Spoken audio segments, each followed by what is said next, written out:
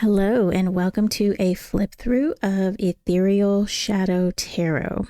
So this is a really cool deck. However, I would like to start off with this is an AI generated deck. However, they do have a statement on their website that says, while we utilize AI as a tool for inspiration and as a starting point in our design process, every in-house deck undergoes extensive refinement, hand-drawn enhancement, and meticulous editing to ensure a distinct human touch.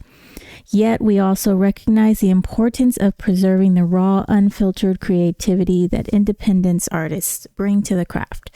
So that is just a little disclaimer for those of you that are triggered by AI art.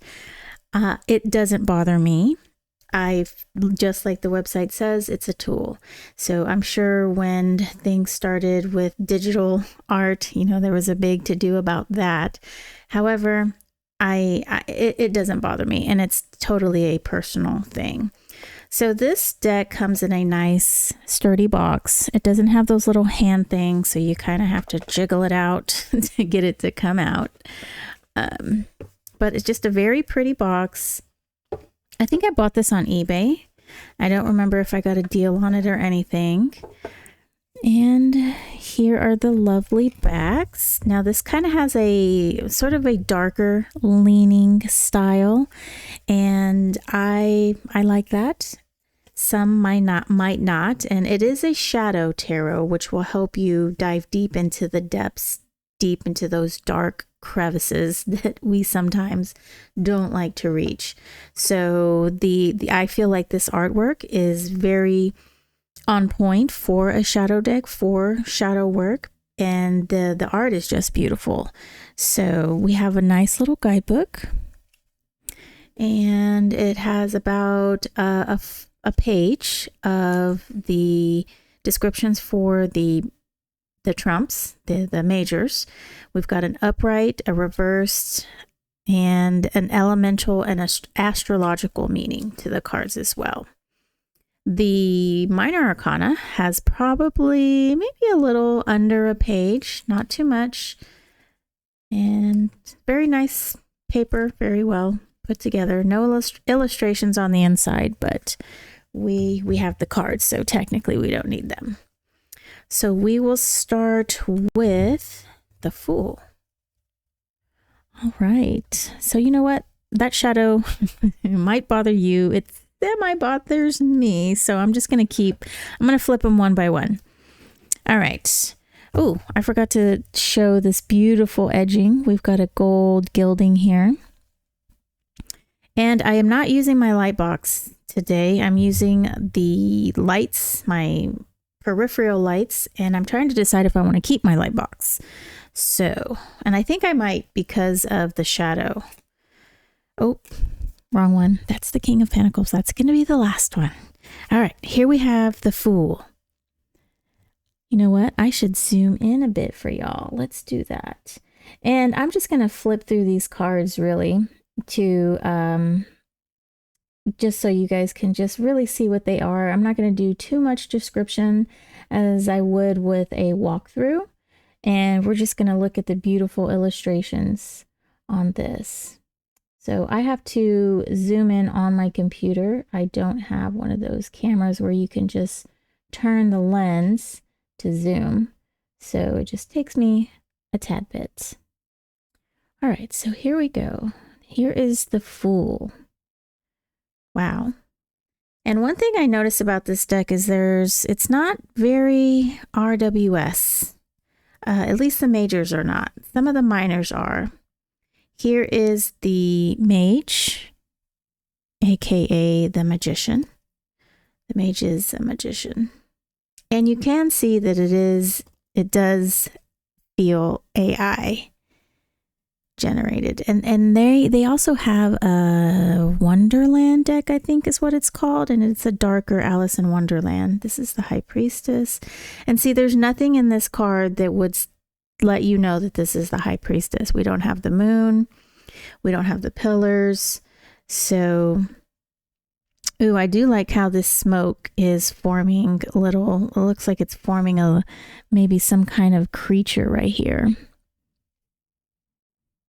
Here is the Empress. We have a crown here to let us know that perhaps that's an Empress. And I do like that she kind of looks feline with this mask that she has. The Emperor. Here we have the Hierophant. I'm kind of getting Catholic vibes from this. A dark Catholic vibe.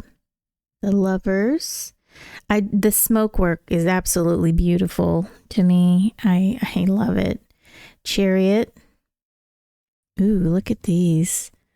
Look at those guys. Oh, I don't have autofocus on, but that's pretty cool.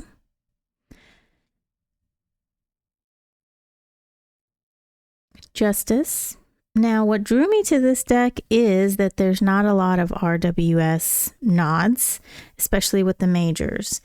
And I do like that. This is the Hermit. I do like that, being that I'm trying, I would like to learn a separate reading style, if that makes sense. Wheel of Fortune. Don't want that shadow to get too big. Here we have Strength. Interesting Strength card. It's a boat.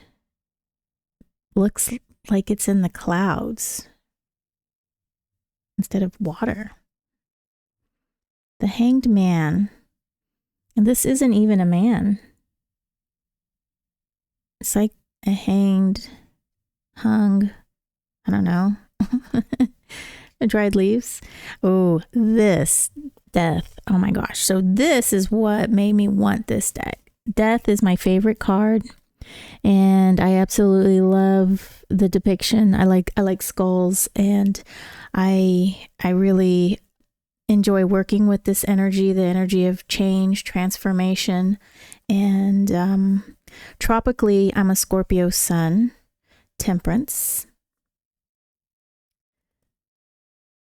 So that would explain. Oh, and I like this Devil card too. I mean, it's kind of freaky and it could give someone nightmares, but I really like it.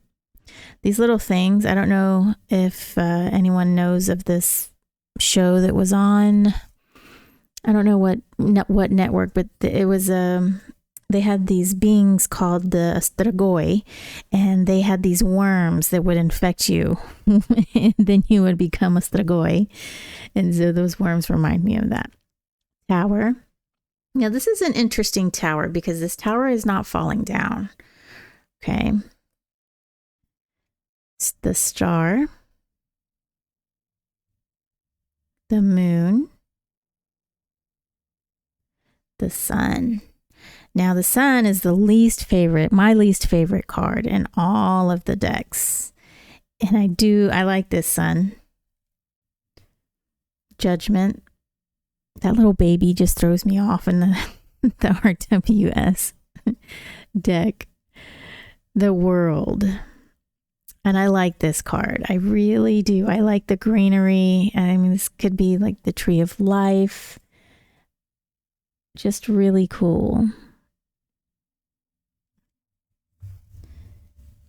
Okay, now we are to the minors. Ace of Cups. No hand here. Two of Cups. We have 2 cups, and we do have those. I guess that it could be people.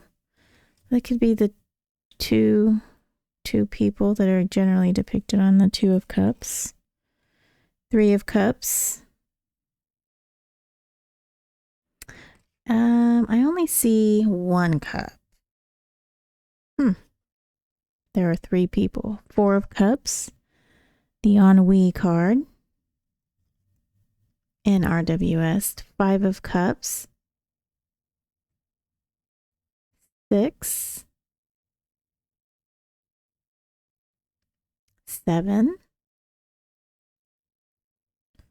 So I wonder why they decided to put 7 cups here, but not 3 cups on the 3. There is a website where you can purchase this deck. You can also get it on Amazon. I don't know the cost off the top of my head, but I think they have tools for shadow work, tools for using this deck. They may have some card interpretations. Oh, look at that. 10 of Cups. This rainbow is just gorgeous. And it does look like we have 2 figures embracing here. Page of Cups. His head is a cup. Oh, okay, that's cute. And then it's like he has his skull as his necklace, maybe. What's going on here? That's funny. Knight of Cups. Ooh, look at that.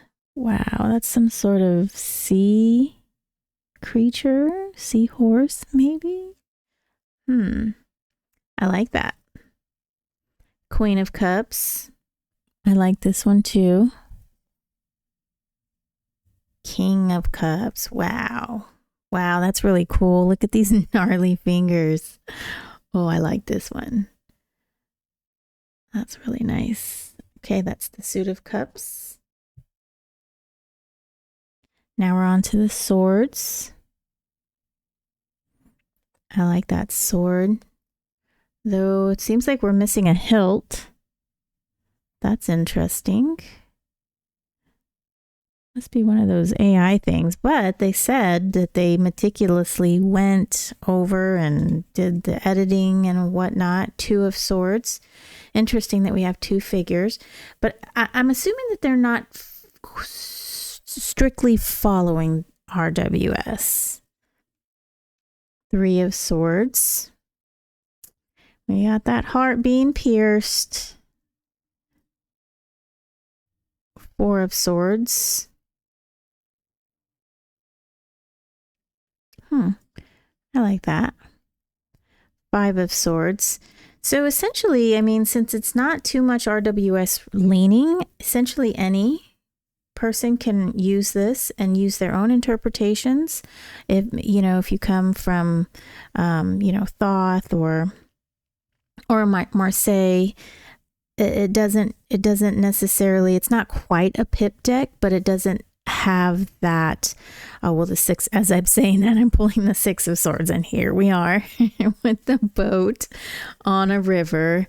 I think I knew that this card was on there. That's why in the beginning I said the majors don't follow the RWS, because I think when I first got the deck, of course, I opened it up. I'm so excited, and I started looking through it myself. Anyhow, yeah, but we don't have the swords in the boat. He is on a boat, and that can bring up some RWS imagery. However, if you're not reading RWS, it's not necessarily going to click that for you, and there isn't too much of a scene. And that could be interpreted as many things.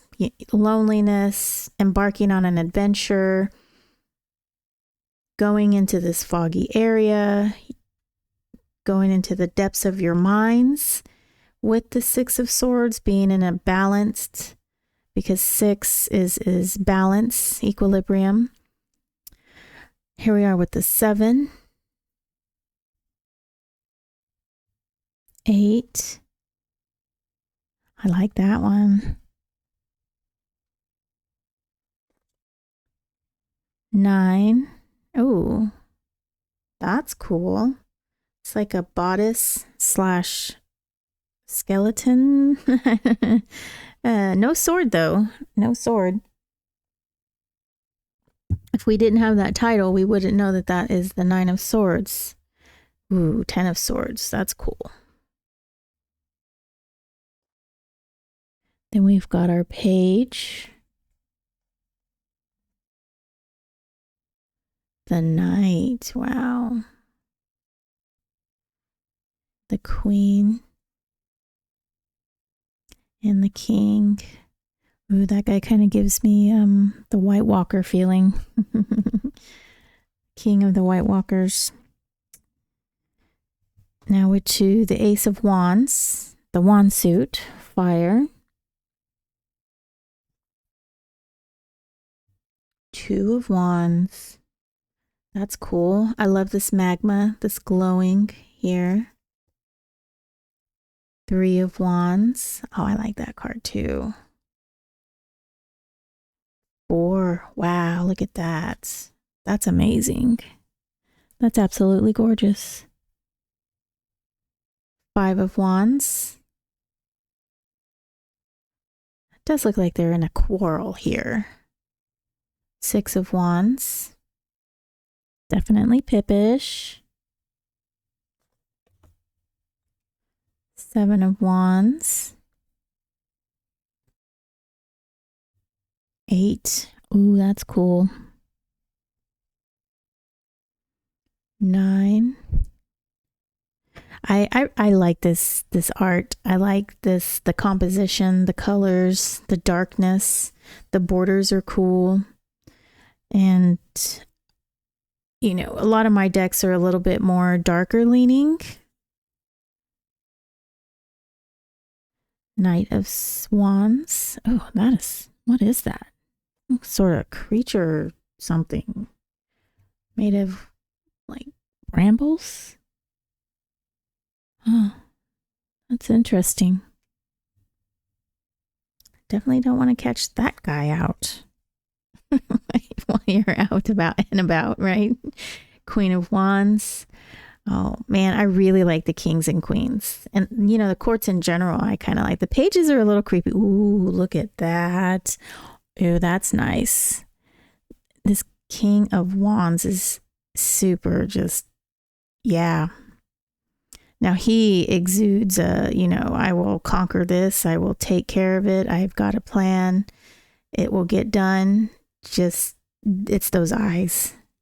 It is those eyes. And he has a feline face as well. Oh. Okay. Now we're to the Pentacles. It's Groot. It's Groot's cousin. Groot's goth cousin, right? Okay. Two of Pentacles. Three of Pentacles. That's cool. I like that. Oh, look at that. Four of Pentacles. It's like a little Hobbit fairy house or something. Ooh, that's nice. And the coins are there. I like that. I like that a lot.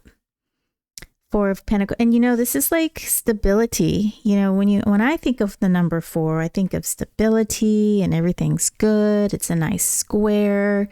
And to have a Four of Pentacles card, this means you're stable. This is a very, like, to me, it seems like a very protected homestead. And then you've got all of this coinage money around, and there's a stability here that I get from this card, which I like. Not so much hobbiting things away, more of a stability.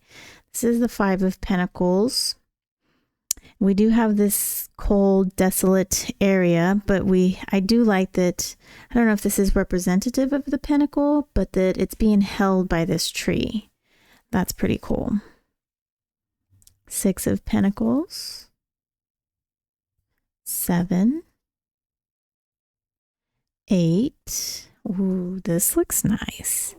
Now this kind of looks like more like it looks like stability, but it looks like a community of stability, and it looks like everybody kind of working together, and it just looks like each one of these little orbs here could be a person working with their own little desk and creating whatever it is that they're creating. I like that. Nine of Pentacles. 10 of Pentacles. Look at all of that. That's the dragon's hoard, right? Page of Pentacles. That's kind of creepy. The pages are creepy. The knights are cool, and they're like some sort of creature. And then the queens, it's a person, right? With definite facial features. Well, except for that King of Wands. It's something person. And then we've got this King of Pentacles, which is Groot's grandfather, great grandfather. So he's pretty cool too. Wow, cool deck. Lovely backs. We'll end this with the King of Pentacles because I think this is probably my favorite card next to the Death card. But so many of these I like. I really like this deck, and I'm gonna enjoy working with it. So I hope you enjoyed, and I will see you next flip through. Take care.